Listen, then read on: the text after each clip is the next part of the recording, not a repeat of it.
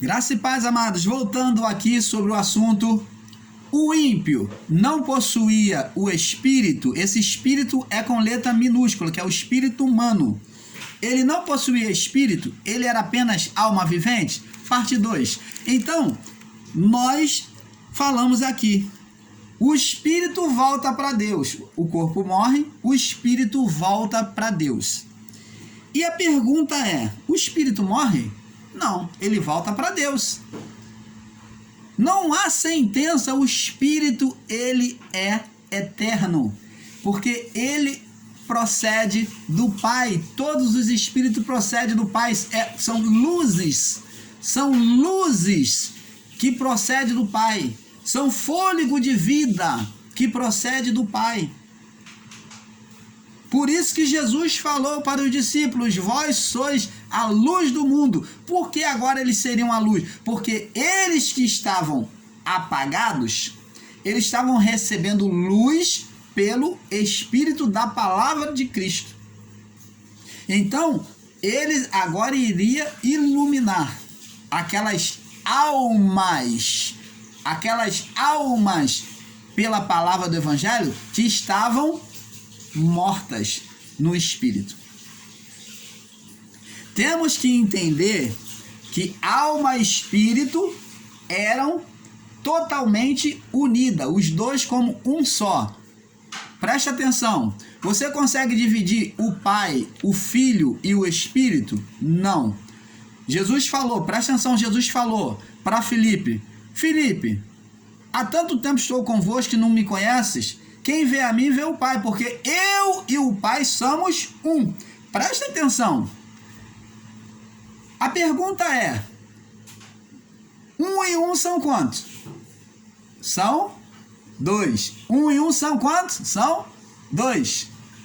Como que Jesus falou, eu e o Pai somos um? Porque ele estava falando da essência divina, a essência, o âmago de Deus era o Verbo, que é Jesus representado para nós, que se fez carne. E o Pai é a essência corporal do corpo espiritual. Por isso que ele diz, eu e o Pai somos um, porque a essência era o próprio Cristo. Então ele era o próprio Deus encarnado. O âmago de Deus, a vida de Deus, a alma de Deus era Cristo. Ela é Cristo. Então, Cristo veio como a alma de Deus, ele era o Verbo. Tanto que na criação Deus falou, haja luz. Quem falou ali, haja luz? Deus desejou, o Filho profetizou, ordenou, porque tudo foi criado por ele, como Paulo diz, por meio dele, para ele, né? São todas as coisas. Então, tudo foi criado pelo Verbo. O Verbo que criou tudo. João descreve lá no início, né? João capítulo 1. Então ele disse, no princípio era o Verbo estava com Deus e o Verbo era Deus. Então o Verbo é quem fez todas as coisas.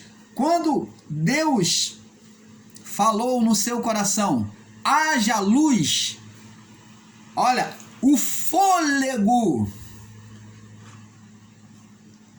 o âmago, a alma de Deus, aquele fôlego, haja luz. Então, a respiração, o fôlego daquela ordenação de palavras, aquele verbo do haja foi e ativou o espírito que pairava sobre as águas esperando a ordenação do Pai. Você está entendendo, amados? Então, assim foi feita a criação. O espírito do homem não morre. Alma e espírito eram um.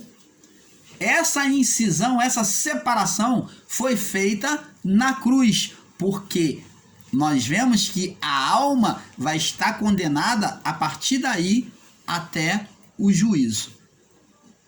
ou vamos ser mais verdadeiro, até a cruz, mas toda a sentença é tirada no juízo.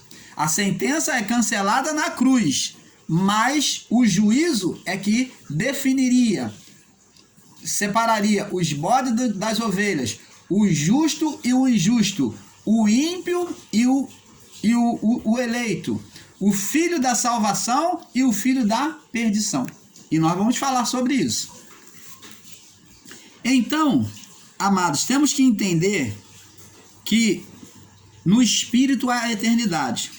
Temos que entender o propósito da vinda de Cristo, de que o propósito da vinda de Cristo foi para mudar o estado espiritual da criação, que estava do lado do avesso, aonde o que deveria governar estava sendo governado, aonde o Espírito tinha que governar. Por isso que Adão, quando ele se sujeitou à carne, ele criou um espírito opositor. Aí entra outro ponto que o irmão Paulo já explicou lá. Por quê? Ele, na sua divindade, ele tinha o poder de criar.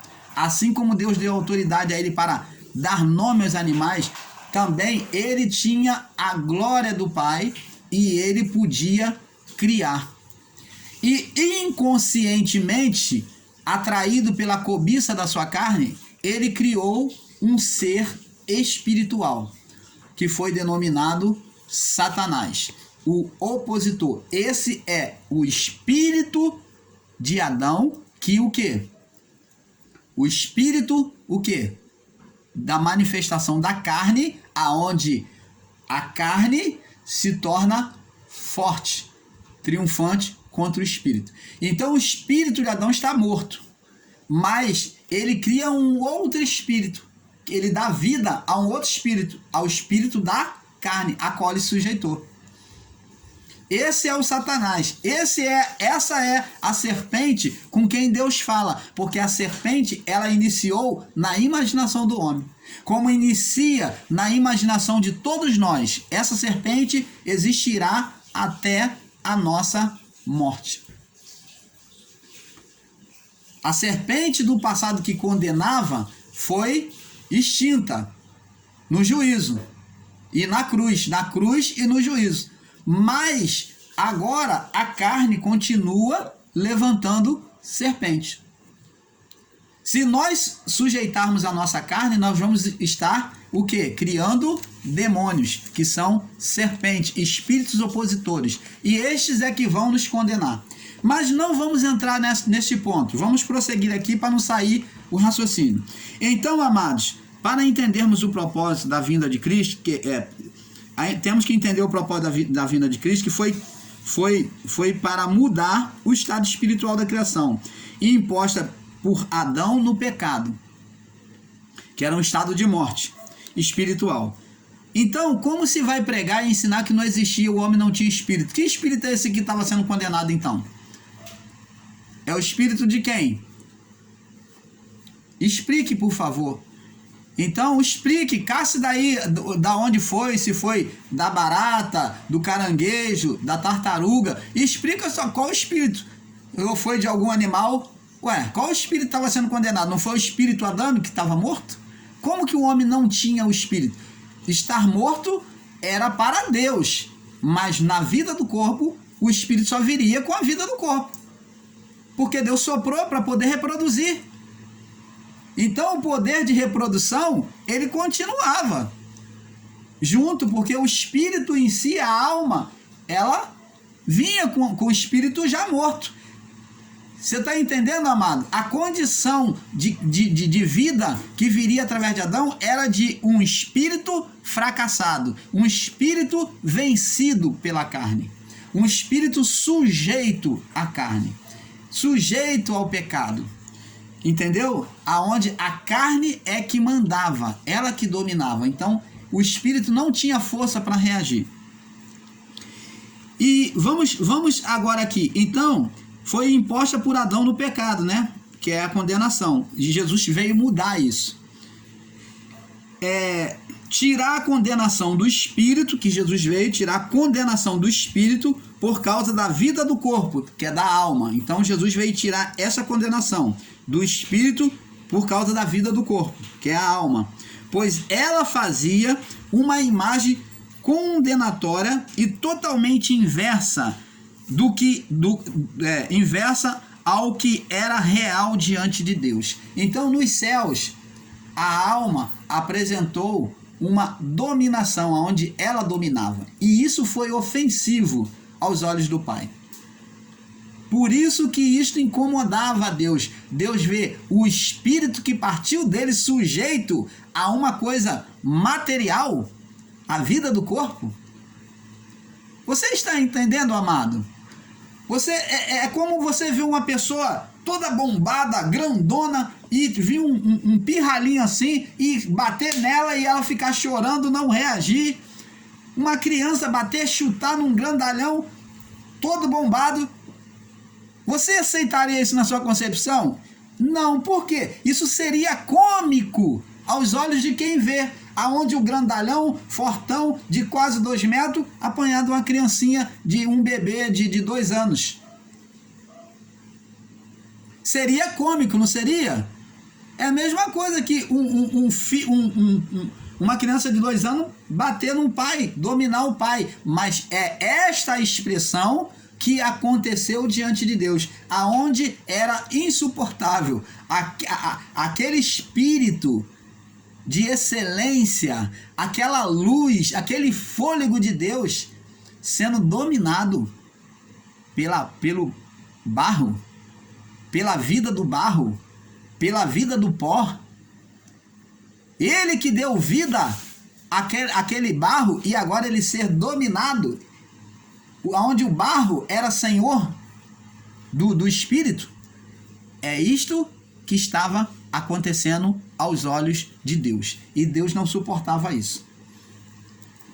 Então, abençoados, mas a sua condenação estava pois o espírito não peca e não traz condenação diante de Deus, mas a sua condenação estava na alma, como eram juntos, foi considerado morto para Deus, porque eles eram inseparáveis, que espírito e alma era inseparável. Você não podia perceber, não tinha como apartar, porque a alma é a vida do corpo, ela é espírito. E o espírito é que trouxe a vida a esses dois, ao corpo e à alma. Ele ativou a vida no corpo, o espírito ativou a vida no corpo, como estava lá morto. E então Deus soprou. E o homem, Então, essa vida, esse êxtase de ativar a vida do corpo é que era a alma. Então, sem o espírito, a alma não viveria. E como que pregadores e ensinadores em graça diz que o homem não tinha espírito? Então, o homem não estava vivo. Então, o sentido literal de Deus que disse que ia morrer tinha que acontecer. Porque quando Deus disse, ele falou na forma espiritual, para ele.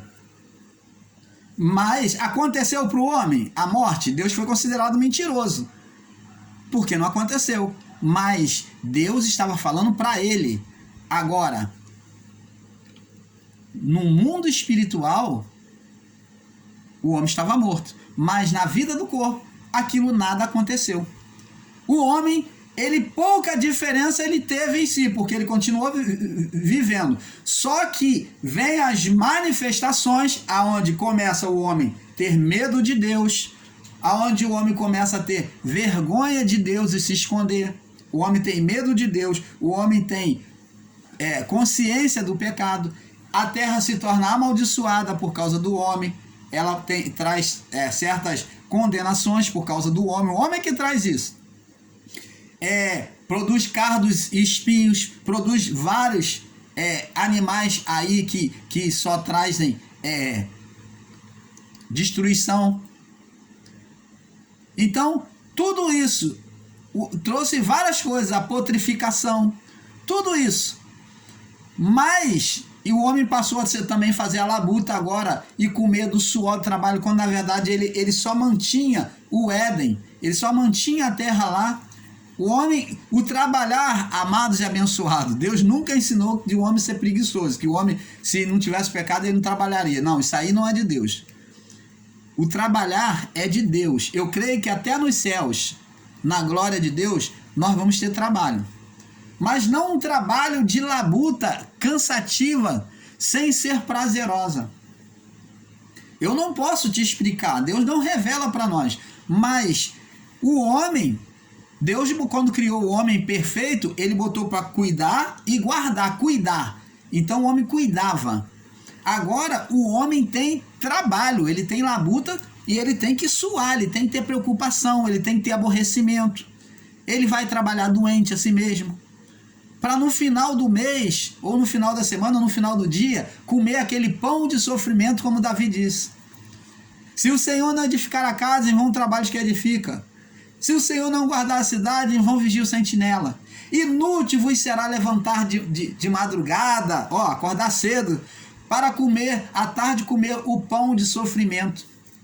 Aí ele diz, olha, aos seus amados, aqueles que ama ele, que vive debaixo da sua autoridade, ele dá enquanto dorme. Você está entendendo, amado? Então, esse negócio de que Deus, de que o homem não teria que trabalhar, isso aí é balela, tá? Isso é balela. Agora, o sofrimento no trabalho foi pela desobediência. Então, amados e abençoados, vê aí, amados, que a ira de Deus era contra a vida do corpo, a condenação do espírito, que significa a prisão. O espírito ficou aprisionado, incapacitado, ficou inativo, né, diante da manifestação sua. Então, agora, a cruz de Cristo, agora na cruz de Cristo, a cruz de Cristo torna a sua alma, mesmo não tendo cometido pecado, a ser culpada. Agora na cruz de Cristo torna a sua alma, mesmo não tendo cometido pecado, a ser culpado para ser punida por Deus. Então, Cristo, quando foi à cruz, ele não tinha pecado nenhum. Cristo não cometeu nenhum pecado na carne, pelo contrário, ele observava a lei, cumpriu toda a lei, viveu piamente diante do Pai.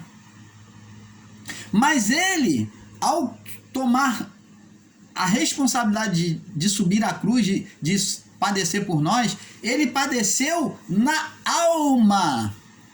Quem foi condenado não foi o Espírito de Deus, quem foi condenado foi a alma. Por isso que determinado tempo, quando foi feita a transferência na cruz do Calvário, no momento que foi feita a transferência, as palavras de Jesus foram estas: Deus meu, Deus meu. Ora, por que Deus, se ele sempre chamou de Pai? Por que ele está chamando o Criador de Deus, se ele na sua comunhão sempre chamou de Pai e ele era Filho de Deus? Porque ali prova que ele realmente tinha recebido, foi o momento que ele recebeu a transferência do pecado humano. Ele agora se sentiu como Adão, abandonado, se sentiu como um homem. A sua oração não era uma oração diretamente divina, mas uma oração humana. Chamar Deus de Deus, chamar o Criador de Deus, é uma oração humana de quem não conhece a Deus, de quem não é filho de Deus. Por isso que hoje, amados e abençoados, preste atenção, Deus quer que você chame ele de Pai. Você tem esse direito, não tem esse negócio de meu Deus, meu Pai, não, é meu Pai, ou Pai. Então Jesus falou, Deus meu, olha o que ele diz, por que me desamparaste? Ele fez a pergunta, por que ele se viu distante de Deus? E ele então usou uma oração humana, chamando o Criador de Deus. porque ali foi feito, naquele momento, a transferência de pecado. Isto prova que ele tomou sobre si os nossos pecados, as condenações da vida humana. Ele entregou ali naquele momento a sua alma ao sofrimento, ao castigo. Então naquele momento ele falou: Deus meu, por que tu me desamparou? Ele se viu sozinho. Ele não sentiu mais naquele momento a presença do Pai.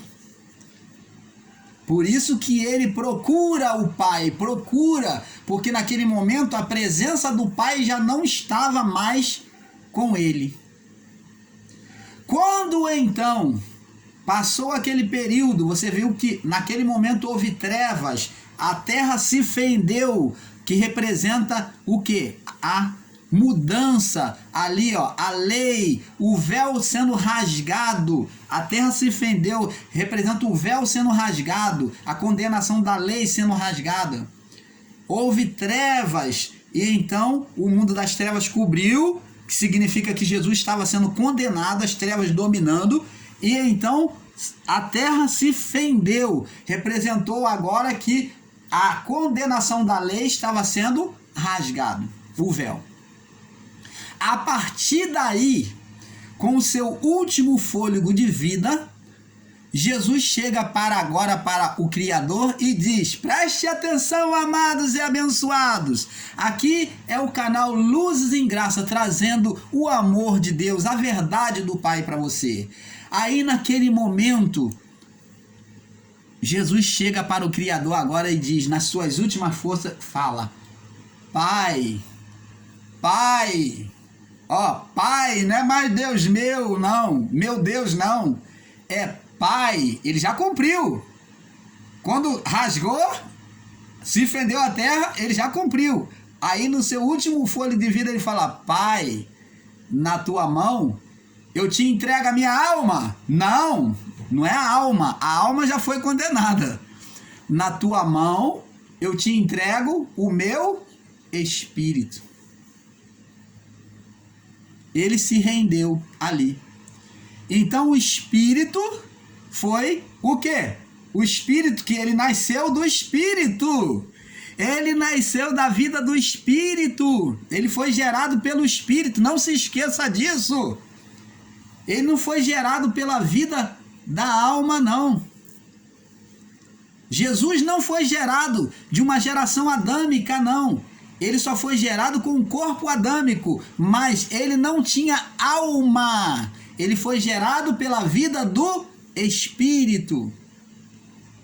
A alma, que é a vida que trazia, era a vida do corpo dele, era a alma, ela não fazia parte, ela se sujeitou ao Espírito. Ele não trazia o espírito morto de Adão sobre ele. Ele não vinha de um espírito morto, mas ele vinha de um espírito vivificante. Ele foi gerado pelo Espírito Santo. Aqueles que nasciam da descendência de Adão por meio do macho, então o macho é quem gerava. Então trazia a mesma sentença, a mesma repetição: espírito morto sendo dominado pela carne, espírito morto sendo dominado pela carne. Todos vinham nessa condição, mas Cristo não. Só foi gerado pelo corpo humano, pela vida de Maria, sua mãe. Ele foi gerado pelo Adão, o corpo de Adão, mas sobre uma condição. Cristo, ele foi gerado pelo Espírito. Você está entendendo, amados? Então, ele falou: na tua mão entrego o meu espírito. O espírito voltou para Deus, não diz? O homem, Eclesiastes, a carne volta ao pó e o espírito volta para Deus. Então, o espírito dele voltou para Deus. Vamos passar para o próximo vídeo, porque é um pouco aqui, um pouco ali. Vamos para a parte 3. Paz.